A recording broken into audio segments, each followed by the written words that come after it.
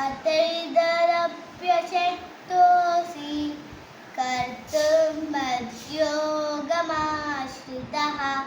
सर्वकर्मफलत्यागस्ततः कुरु यतात्मवान्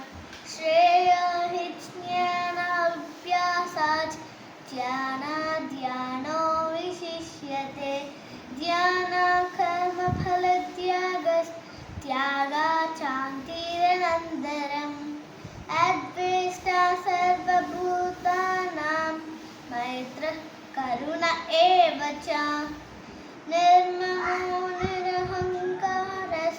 समदुःखसुखः क्षमी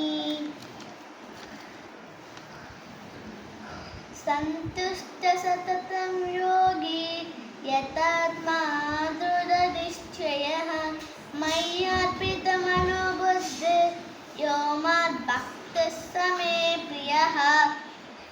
यस्मान्नोद्विजते लोको लोकानोद्विजते च यः हर्षमस्य भयोद्वेगैर्मुक्तो ये स च मे प्रियः अनपेक्षा शुचिर्दक्षा उदासीनो गतव्यदः सर्वारम्भपरित्यागी यो मद्भक्तः स मे प्रियः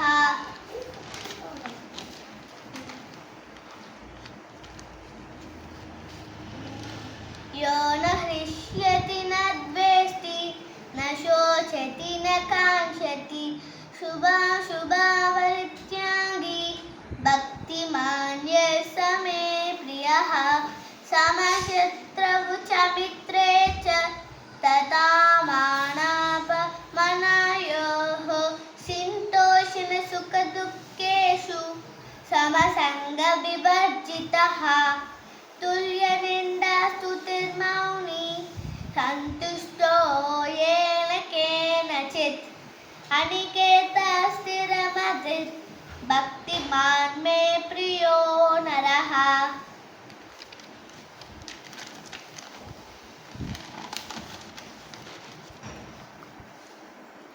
एतु धर्म्यामृत इडै यथोक्तं पर्युपासते श्रद्धादानमत्परमा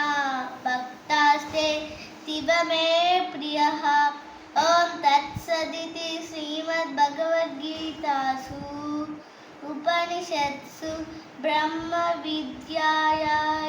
योगशास्त्रे श्रीकृष्णार्जुनसंवादे भगवद्गीता